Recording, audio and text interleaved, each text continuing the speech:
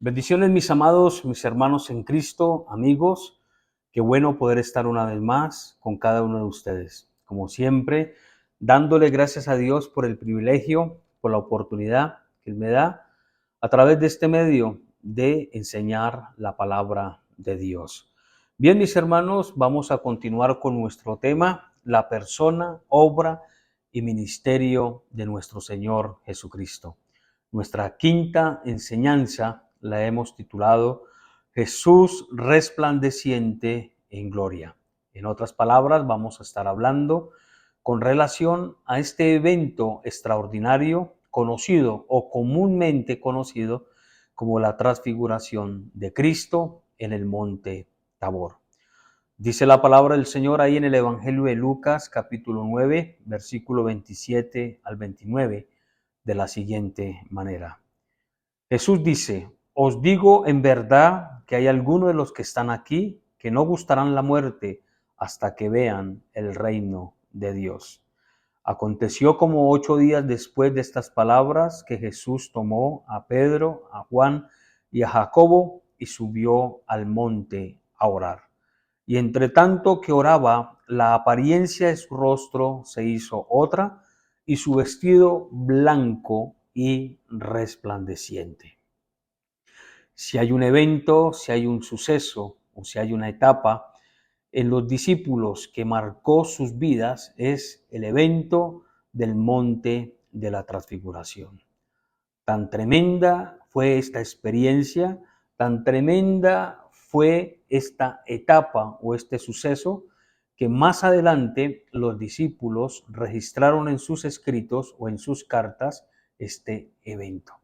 Así que vamos a estudiar y vamos a sacar algunas lecciones espirituales, pero también vamos a observar algunas cosas interesantes. Así que vamos a empezar en orden. Voy a hablar sobre algunas observaciones que podemos encontrar en este relato, pero al final estaremos dando 5 lecciones espirituales que nos van a ayudar a entender y a comprender este suceso de la transfiguración de Cristo, tal como les ayudó a los discípulos. Bien, mis hermanos, en primer lugar, o la primera observación es que podemos ver un grupo íntimo que hace parte de Jesús. Estamos hablando, mis hermanos, de 3 discípulos que están muy cerca a Cristo. Ahora, estos 3 discípulos podemos verlos ahí, sus nombres los podemos ver en el versículo 28, que es Juan, Jacobo y Pedro, o Pedro, Jacobo y Juan. Entonces, mis hermanos, estos 3 discípulos hacían parte del círculo íntimo de Cristo.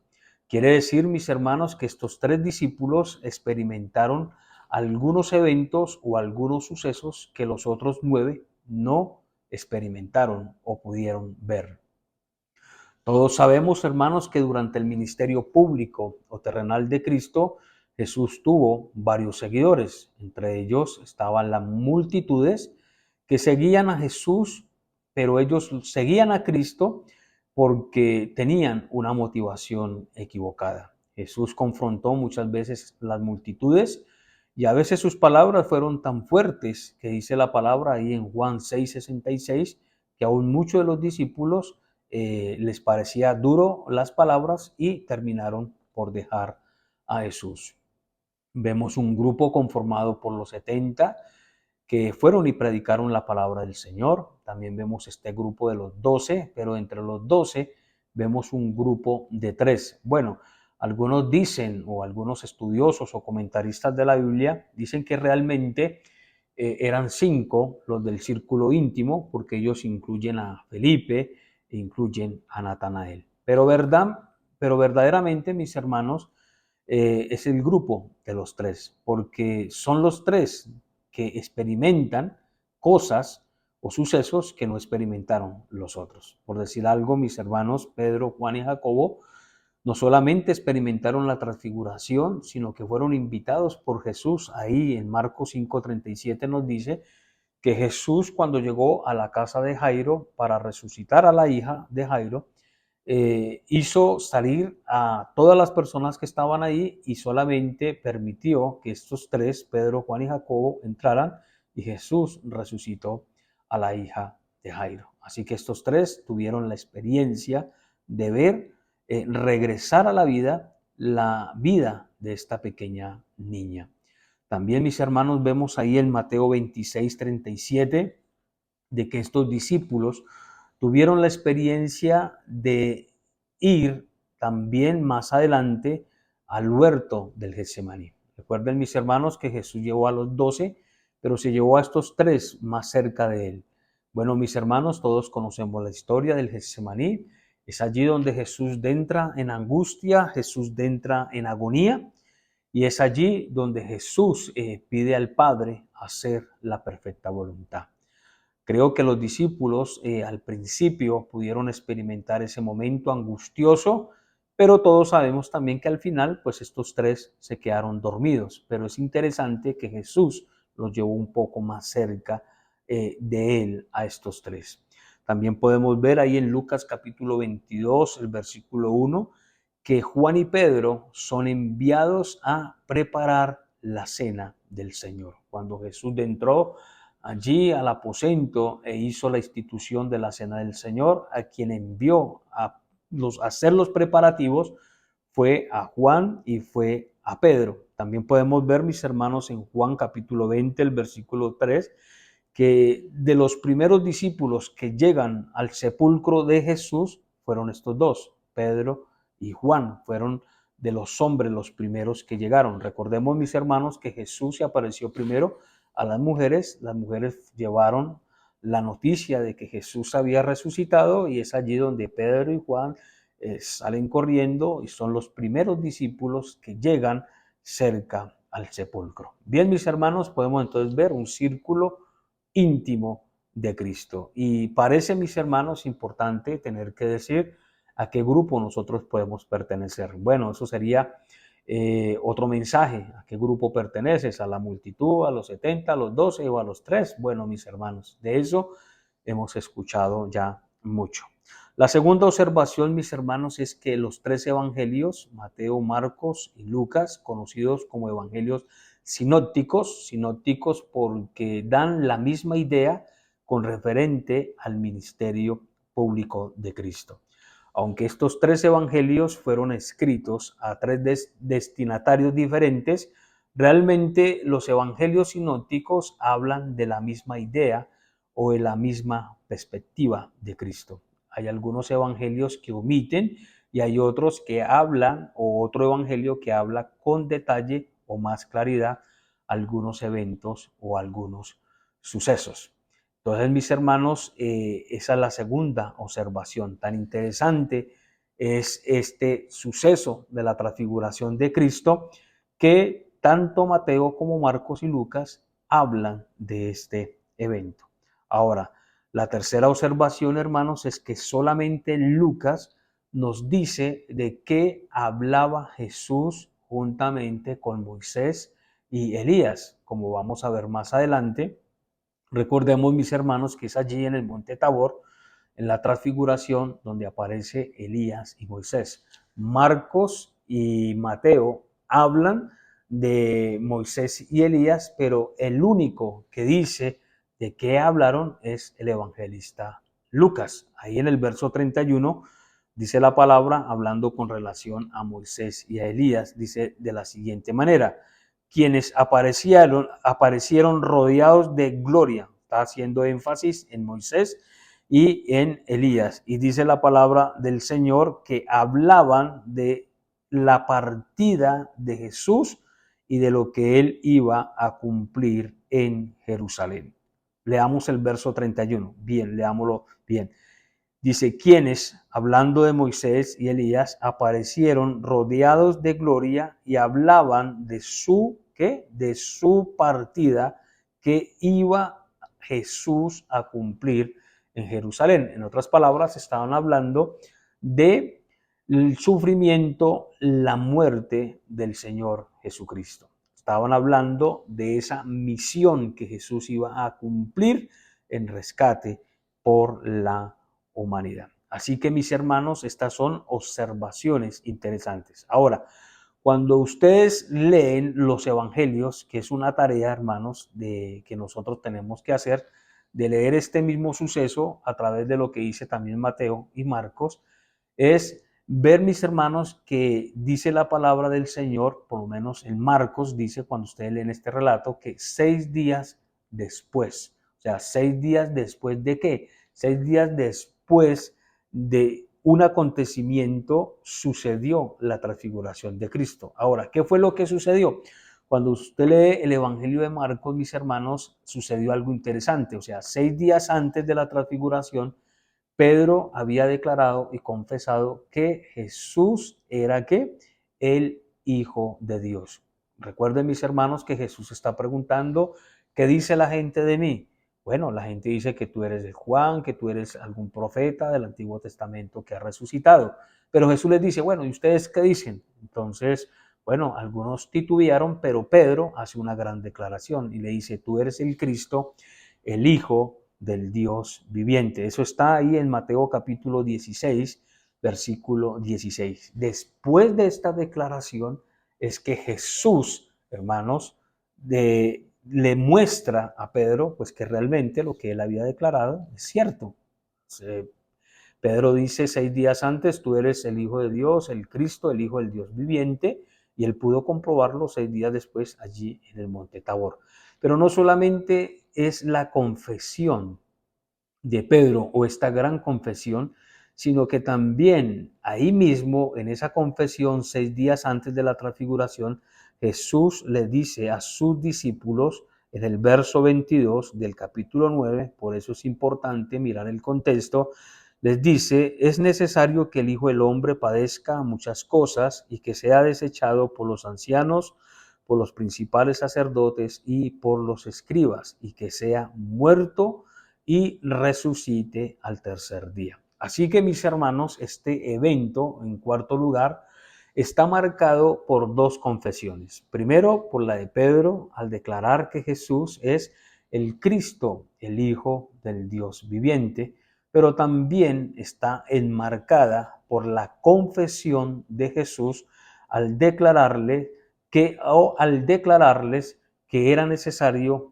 que él fuera un hombre que iba a estar bajo el padecimiento de los escribas, de los sacerdotes, y que sería muerto y rechazado. Pero también les dice algo interesante, que él resucitaría al tercer día. Entonces, mis hermanos, hemos visto 4 observaciones. Las observaciones son importantes, mis hermanos, porque esto también trae para nosotros una gran enseñanza. La primera observación que acabamos de decir es que había un grupo íntimo. La segunda es que los 3 evangelios sinópticos, hablan del mismo suceso. Cuando los evangelios hablan de un mismo suceso o cuando los 3 evangelios hablan de un relato en particular, es porque es muy importante. Y en tercer lugar, decíamos, hermanos, que solo Lucas dice de qué estaba hablando Jesús juntamente con Moisés y con Elías. Y la cuarta observación, mis hermanos, es que 6 días después de qué, de la confesión de Pedro, de que Jesús era el Cristo, el Hijo del Dios viviente, y de la confesión de Jesús que tenía que padecer en mano de los ancianos, los escribas y los sacerdotes, es que Jesús 6 días después se transfigura delante de ellos. Así que, mis hermanos, son cosas que no podemos omitir. ¿Por qué? Porque a través de estas observaciones podemos ver y conocer realmente cuál es el propósito de Dios. Ahora, mis hermanos, quiero llevarlos a las lecciones importantes o espirituales que podemos aplicar para nuestras vidas. Así que, mis hermanos, la primera lección espiritual con referente a la transfiguración de Cristo es la siguiente. En primer lugar, Jesús quiso que sus discípulos tuvieran una mejor comprensión de él. Mis hermanos, los discípulos solo habían visto a Jesús en su cuerpo humano o en su humanidad. Ahora, mis hermanos, Jesús, al final ya de sus días, al final ya de su etapa ministerial, Jesús revela su divinidad o su gloria celestial.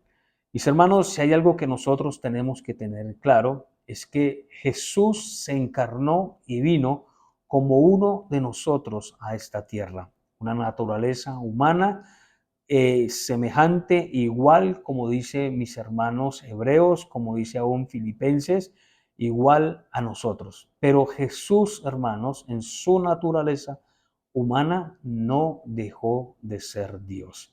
Recordemos, hermanos, que Jesús tenía dos naturalezas, la naturaleza divina y la naturaleza humana. Jesús se reveló de una manera humana a sus discípulos, pero al final de sus días Jesús quería que sus discípulos pudieran comprender con referente a su deidad o a su divinidad. Recordemos, mis hermanos, que Jesús existía antes de venir y nacer como un bebé allí en Belén. Recuerden, mis hermanos, que cuando hablamos de que Jesús existía antes de venir, estamos hablando de la preexistencia de Cristo. O sea, Jesús existía, mis hermanos, desde antes de la fundación del mundo. Él tenía una relación con el Padre, él tenía una relación con el Espíritu Santo. Recuerden, mis hermanos, que cuando Jesús ora en Juan 17 por sus discípulos, Jesús dice en su oración: Padre, glorifícate con aquella gloria que yo tuve contigo antes que el mundo fuese. ¿Cómo empieza el Evangelio de Juan? En el principio era el Verbo y el Verbo era con Dios. Bueno, mis hermanos, Jesús, en primer lugar, quería que sus discípulos pudieran comprender realmente quién era Él. No solamente Él era un humano semejante a ellos, sino que Jesús decide revelar su gloria, revelar su majestad. Así que, mis hermanos, esa es la primera lección que nosotros podemos, hermanos, sacar en conclusión con referente a este evento. Jesús quiso que sus discípulos tuvieran una mejor comprensión de él. Claro, mis hermanos, que más adelante vamos a ver que como que de muy poco les sirvió, pero realmente sí les sirvió porque ellos hablaron y, como lo vamos a ver más adelantico, hablaron de este suceso. Así, mis hermanos, que aquí está la gran lección. Nosotros tenemos que tener una mejor comprensión de quién es Jesús. Hoy escuchamos hablar, predicar de Cristo, pero muchas veces, mis hermanos, lo que escuchamos es algo muy superficial. Realmente, mis hermanos, nosotros debemos comprender realmente quién es Jesús, cuál es la razón realmente por la que Jesús vino a esta tierra. Tenemos que comprender, mis hermanos, que el hecho de que Jesús nos hubiera visitado fue planeado antes, hermanos, de la fundación del mundo. Recordemos, mis hermanos, de que el hombre pecó, eso también ya lo hemos explicado, ya lo hemos hablado en algunos otros estudios, pero recordemos, mis hermanos, que todo fue planificado allí, hermanos, en el reino de los cielos, en la gloria celestial, para que Jesús pudiera entrar a este mundo y poder redimirnos del pecado. ¿Cuál pecado? El pecado que cometieron los primeros hombres o la primera pareja. Filipenses capítulo 2, versículo 5 dice que Jesús dejó su gloria y vino como siervo a esta tierra. Así que, mis hermanos, esa es una de las primeras razones por la cual Jesús se transfiguró delante de sus discípulos. Sí, estuvo bueno que los discípulos conocieron cómo era Jesús, cómo comía, aún cómo dormía, como vimos en el tema anterior, con referente a estos discípulos, Pedro y Juan, que pudieron estar un tiempo con Jesús y les cogió la tarde, la hora quedó registrada, fue el tema anterior, eran las 4 de la tarde. Ellos tuvieron una comprensión de quién era Jesús humanamente, pero necesitaban ahora esa experiencia celestial gloriosa para tener mejor comprensión de él. Y como les dije anteriormente, la gran confesión del apóstol Pedro se hace palpable y se hace real al ver a Jesús transfigurarse delante de él. Bien, mis hermanos. Ahora, en segundo lugar, hermanos, La transfiguración de Cristo era una buena manera de crearles fe, fuerza ante la inminente muerte de Él. Mis hermanos, como les dije, 6 días antes Jesús había declarado que era necesario que Él fuera perseguido, que Él fuera crucificado, que Él fuera, mis hermanos, puesto en manos de los sacerdotes, de los escribas, de los fariseos, para que Él muriera. Entonces, mis hermanos, también podemos ver la transfiguración de Cristo como un motivo, mis hermanos, en que ellos pudieran tener fe, fuerza en ese momento que no iba a ser fácil para ellos. Yo quiero decirles algo, mis hermanos, que para los discípulos no fue fácil la partida de Jesús. No fue solamente la partida, sino que no fue solamente fácil, hermanos, ver el vituperio y ver el martirio de su maestro.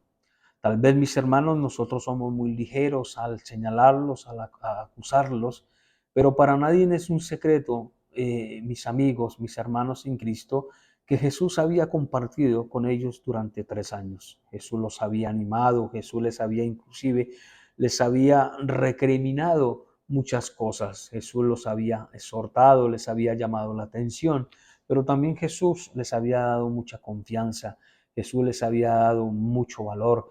Jesús había hecho de ellos, hermanos, que crearan o esa esperanza, mis hermanos, en que al pie de Él ellos iban a obtener grandes victorias. Ahora, mis hermanos, Jesús decide transfigurarse delante de ellos porque eso sería un motivo, o esa experiencia sería un motivo para crearles fe y esperanza en ese momento en que ellos tuvieran que presenciar y tuvieran que ver este martirio por el cual Él iba a pasar. Y créanme, mis hermanos, de que este evento, de una u otra manera, no lo podemos ver en el instante, pero realmente sí les dio fe y les dio esperanza, porque ellos tenían que experimentar un evento más glorioso aún. Sería, mis hermanos, el evento de la resurrección de Cristo. Y créanme, mis hermanos, que a partir de la resurrección de Cristo, mis hermanos, juntamente con la experiencia de la transfiguración, eso sí que les dio fe y fuerza ante su inminente muerte. Mis hermanos, una persona que ha compartido con nosotros durante 3 años, una persona que nos ha enseñado, que nos ha demostrado su amor, su compasión, su misericordia, su perdón. Es muy difícil, mis hermanos, verla después, hermanos, siendo azotada, siendo crucificada, siendo una persona perseguida. Por eso, mis hermanos, los discípulos tal vez cayeron en la desilusión y en la desesperanza, porque realmente ellos pensaban que iba a ser otra cosa, o sea, que Jesús iba a ser el libertador, que Jesús era el que les iba a traer esa libertad de esa opresión romana. Pero el solamente tener que vivir y experimentar la agonía de Jesús, mis hermanos, fue impactante para ellos. Por eso Jesús, podemos decir, se transfigura, porque eso les daría fe y fuerza para poder enfrentar la muerte. Ahora, mis hermanos, aparentemente podemos ver que como que eso no les sirvió, porque en Marcos capítulo 14, el versículo 50 nos dice que cuando prendieron a Jesús, hermanos, o cuando lo arrestaron, los discípulos huyeron. Entonces, mis hermanos, aún así los discípulos tuvieron temor, pero mis hermanos, como les digo, y vamos a ver más adelante, este evento sí les sirvió. Por eso les digo que ellos tenían que experimentar o tener una experiencia también gloriosa, que sería la resurrección de Cristo. Bien, mis hermanos, entonces en primer lugar estamos diciendo que Jesús se transfigura delante de ellos porque Jesús quería que tuvieran una mejor comprensión de lo que Él era. Se había mostrado como un humano, pero la mejor comprensión que ellos podrían tener es viendo su deidad, viendo su divinidad. Y en segundo lugar, estamos diciendo que Jesús se transfigura delante de estos discípulos porque esto les daría fe y les daría fuerza para seguir adelante. Usted puede ver quién fue Pedro después del Pentecostés. Usted puede ver quién fue Juan, mis hermanos, el escritor de cinco cartas, hermanos, del Evangelio, de 3 cartas y del libro de la Revelación. Entonces, hermanos, aquí estamos viendo que sí valió la pena que Jesús les diera este tipo de experiencia. Ahora, en tercer lugar, mis hermanos, dice la palabra del Señor que en la transfiguración aparecieron Moisés y Elías. Mis hermanos, esto es importante. ¿Por qué? Es importante, mis hermanos, porque Moisés y Elías representan dos cosas muy importantes. Todos sabemos, mis hermanos, que Moisés representa a la ley y Elías representa a los profetas. Y recordemos, mis hermanos, que Jesús vino a cumplir lo que decía la ley, pero también, mis hermanos, a hacer todo lo que los profetas habían declarado con referente a su persona, con referente a su vida. Recordemos, mis hermanos, que las profecías del Antiguo Testamento tenían que cumplirse en Jesús. Recordemos, mis hermanos, que el Evangelio de Mateo, precisamente el énfasis es ese, hermanos, presentar a Jesús como el Mesías, y Mateo presenta a Cristo como aquel en el que se cumplieron las profecías del Antiguo Testamento. Por eso es que la palabra clave que nosotros encontramos en el Evangelio de Mateo es esa expresión que dice, para que se cumpliese lo dicho por el profeta cuando dijo. Entonces, mis hermanos, esto es importante. Aparece Moisés y aparece Elías. Moisés como el representante de la ley y el profeta Elías como el gran profeta del Antiguo Testamento. Así que, mis hermanos, Moisés y Elías dan paso a aquel que se cumplieron todas las cosas. Así que, mis hermanos, esto es importante. Recordemos, mis hermanos, tan importante la ley y los profetas representados en Moisés y en Elías, que cuando Jesús resucita, mis hermanos, dice la Biblia que él se aparece a 2 discípulos por un camino que se llama Emaús. Y estos discípulos van desesperanzados, van desanimados, van desmotivados y se encuentran con Jesús, aunque Jesús no se reveló a ellos como Jesús, sino como un peregrino, como alguien que también iba por el camino. Y Jesús, al entablar conversación con ellos, les da libertad para que ellos puedan expresar cómo se sienten. Y estos discípulos de Maús, hablando con Jesús sin saber que Jesús, le dicen a Jesús, ¿acaso no has escuchado lo que ha sucedido allí en Jerusalén, aquel varón, aquel profeta? Y ellos dicen algo, dicen de la siguiente manera, nosotros pensábamos que él era el que iba a restaurar a Israel. Entonces, mis hermanos, es allí, mis hermanos, donde Dios les habla con referente a la ley y a los profetas. Una vez que se les revela, Jesús les dice, oh insensatos y tardos de corazón, era necesario que todo lo que estaba escrito en la ley y en los profetas se cumplieran en Jesucristo o en Él. Entonces, mis hermanos, ahí está la importancia de Moisés y Elías en la transfiguración. Ahora, mis hermanos, en el libro de Malaquías, capítulo 4, versículo 4 y 5, la Biblia nos habla con referente de que en el último tiempo Dios enviará al profeta Elías para hacer volver el corazón de los padres hacia los hijos y el corazón de los hijos hacia sus padres. Entonces, mis hermanos, es importante denotar o anotar que la aparición de Moisés y Elías simplemente está representando que en Jesús se cumple la ley y en Jesús, en Elías, se cumple todo lo que los profetas habían dicho. Así que, mis hermanos, esto es importante que nosotros podamos entenderlo. Ahora, mis hermanos, en cuarto lugar, la transfiguración de Cristo sirvió a los discípulos a testificar y a hablar de Jesús con poder, mis hermanos. Miren, mis hermanos, que les decía anteriormente de que la transfiguración fue un evento extraordinario, que Jesús se transfigura para infundirles a ellos fe, fuerza y valor para perseverar, para seguir adelante. Pero se necesitaba, mis hermanos, de que Jesús resucitara. Ahora, estas dos cosas, la transfiguración y la resurrección, hace, mis hermanos, sobre todo la transfiguración, hace de que estos discípulos puedan testificar con poder después de que Jesús, hermanos, ascendiera al reino de los cielos. En Juan capítulo 1, versículo 14, el apóstol Juan dice, y vimos su gloria como del unigénito del Padre, lleno de gracia y verdad.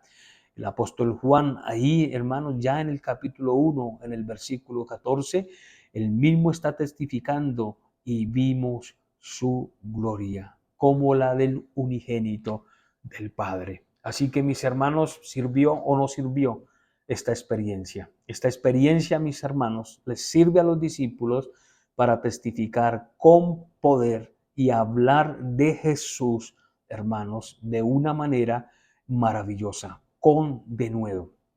Ahora, mis hermanos, no solamente Juan habla con referente a esta experiencia, sino que el apóstol Pedro ahí en 2 de Pedro capítulo 1, versículo 16 dice de la siguiente manera: porque no os hemos dado a conocer el poder y la venida de nuestro Señor Jesucristo, siguiendo fábulas artificiosas, sino como habiendo visto con nuestros propios ojos su majestad.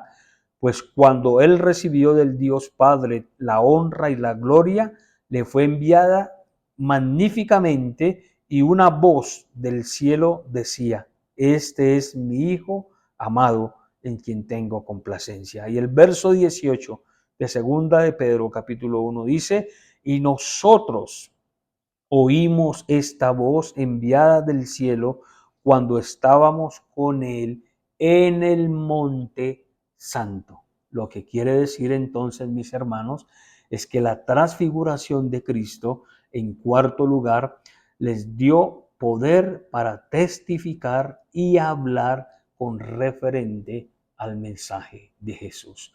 Hermanos, por eso ellos no pudieron callar. Por eso ellos dieron su vida por Jesús.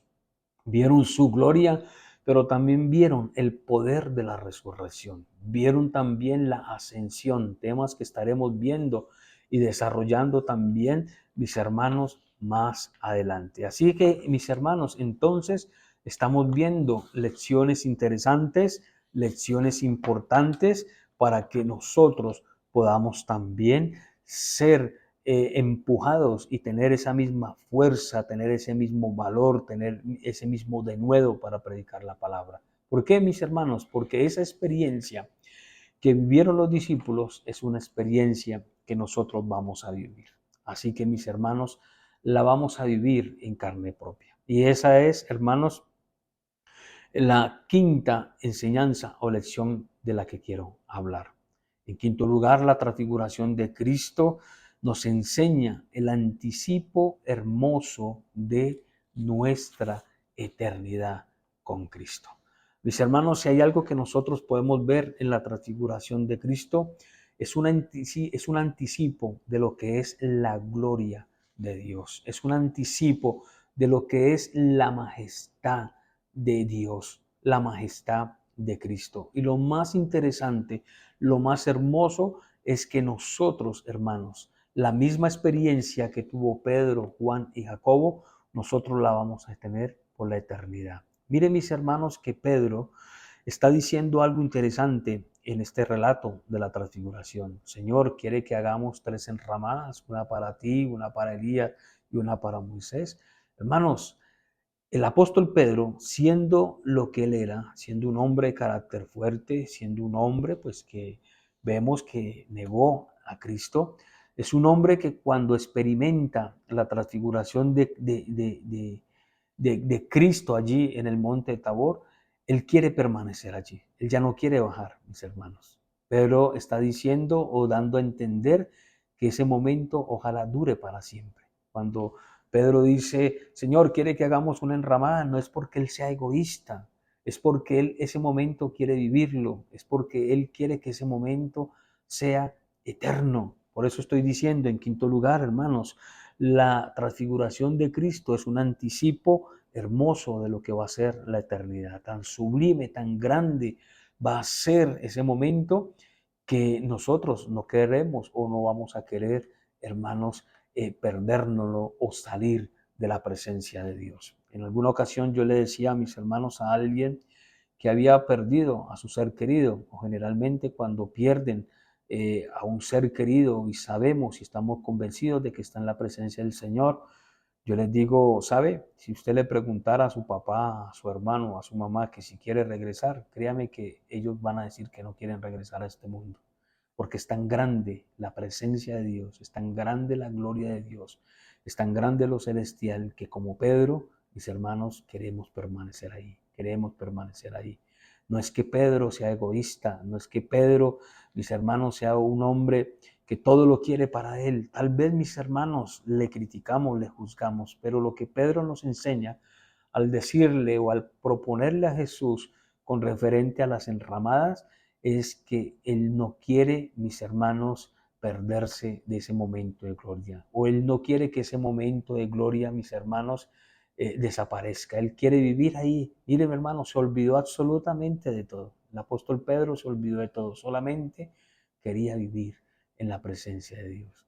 Tanto así, mi hermano, que es Cristo quien logra convencer a los discípulos, hermanos, y de decirles, bueno, ya ustedes han tenido la experiencia, yo solamente les digo, callen mientras suceden otros eventos y ahí sí ustedes pueden hablar. Jesús les ordena, cuando lean, hermanos, la transfiguración de Cristo a través de los otros evangelios, recordemos que Jesús les dice que no hablen de esa experiencia y de ese momento hasta que no se cumpla lo que tenía que cumplirse. ¿Qué tenía que cumplirse? Lo que habló Jesús con Moisés y Elías, lo que nos dice Lucas ahí en el verso 31 del capítulo 9, de ir a Jerusalén y cumplir la gran misión.